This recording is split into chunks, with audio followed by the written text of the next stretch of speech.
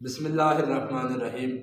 ایک بڑا ہی اہم سوال ہے کہ بعض احباب یہ عمل کرتے نظر آتے ہیں کہ اللہ تعالیٰ کی ذات بابرکات کے ساتھ وہ لفظ استعمال کرتے ہیں، جیسے اللہ میاں، یا بعض جگہوں پر اللہ سائیں بھی استعمال کیا جاتا ہے۔ تو آیا ان الفاظ کا استعمال کرنا درست ہے یا نہیں؟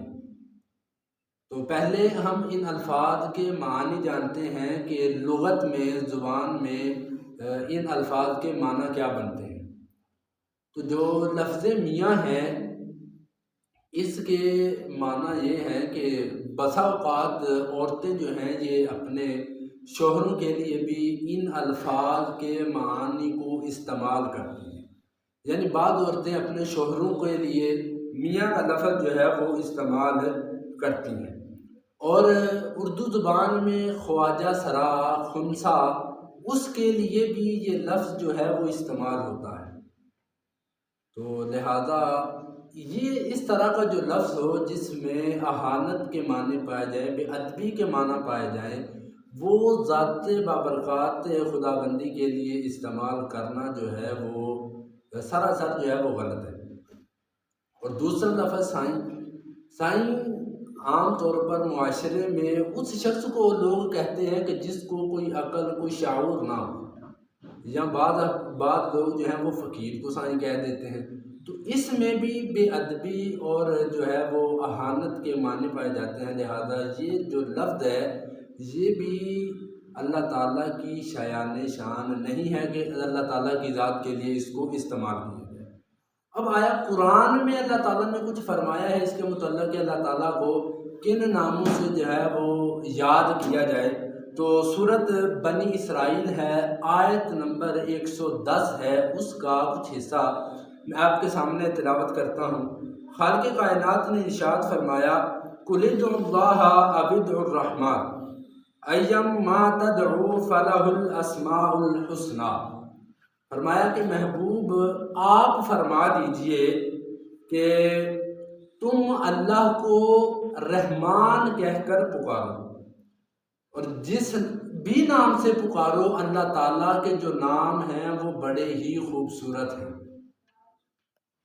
اس آیت کا شان نزول یہ ہے کہ کسی مشرک نے رسول اللہ کو دیکھا، ایک روایت میں ابو جہل کا نام ملتا ہے، اس نے دیکھا کہ رسول اللہ سجدے کی حالت میں ہیں اور پکار رہے ہیں یا رحمان یا رحیم، یا اللہ اور یا رحمان، یہ دونوں روایتیں ملتی ہیں، یہ پکار رہے ہیں۔ تو وہ مشرک کہنے لگا کہ دیکھو جی، یہ تو ایک رب کے مدعی ہیں، ایک رب کو پکارنے والے ہیں، تو یہ تو جناب خود دو خداؤں کو پکار رہے ہیں۔ تو اس پر علماء فرماتے ہیں، مفسرین فرماتے ہیں کہ اللہ تعالیٰ نے یہ آیت مبارکہ نازل فرمائی کہ یہ بے شک رحمان اور رحیم جو ہیں یہ اللہ تعالیٰ کے ہی نام ہیں، اور فرمایا کہ ان کے علاوہ بھی اللہ تعالیٰ نے جو اپنے نام بیان فرمائے ہیں وہ اللہ تعالیٰ کا ہر نام ہی خوبصورت ہے۔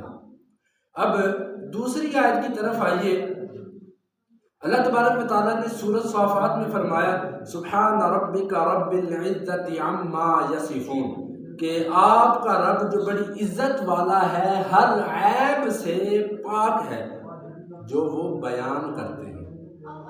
مطلب یہ کہ اگر ہم اللہ تعالیٰ کے نام کے لیے لفظ میاں یا لفظ سائیں جو ہے وہ استعمال کریں تو یہ اس میں سراسر عیب کا معنی۔ اب دیکھیے نا کہ اللہ تبارک و تعالیٰ نے اپنے رسول علیہ الصلاۃ والسلام کے لیے ایسا لفظ گوارا نہیں فرمایا کہ جس میں بے ادبی، جس میں جناب اہانت کے معنی پائے جائیں، حالانکہ جو پکارنے والا ہے وہ اس سے بے ادبی کا معنی استعمال نہیں کر رہا، لیکن کوئی جو ہے وہ مخالف، کوئی انکار کرنے والا، کوئی اللہ کا نام ماننے والا اس کو بے ادبی کے معنی میں استعمال کر سکتا ہے۔ تو اب رسول اللہ علیہ الصلاۃ والسلام کی ذات کے لیے جب اللہ تعالیٰ نے ایسا لفظ پسند نہیں فرمایا، وہ سورۃ بقرہ کی آیت ہے، یا ایھا الذین آمنوا لا تکونوا راعنا وقولوا انظرنا واسمعوا وللکافرین عذاب الیم۔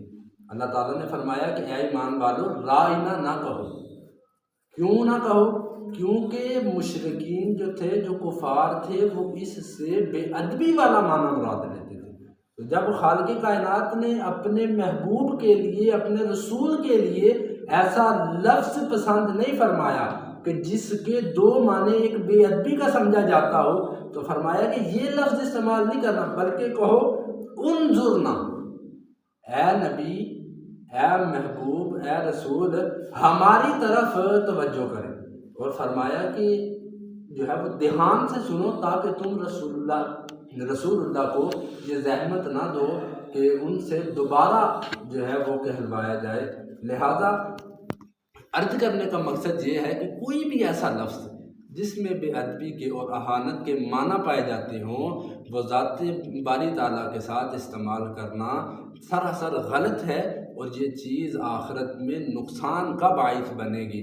اللہ تعالیٰ کے بڑے پیارے نام ہیں، اللہ تعالیٰ نے قرآن میں بیان کیے ہیں، بات لمبی ہو جائے گی، مختصر بس عرض کر دیا جو خلاصہ کلام تھا جو عرض کر دیا۔ اللہ تعالیٰ کی بارگاہ میں دعا کرتا ہوں کہ اللہ تعالیٰ مجھے اور آپ کو صحیح معنوں میں دین اسلام کی سمجھ عطا فرمائے، دین اسلام کا علم حاصل کرنے کی توفیق عطا فرمائے، اور حاصل کر کے اس پر عمل کرنے کی توفیق عطا فرمائے۔ آمین۔ وما علیہ الا البلاغ المبین۔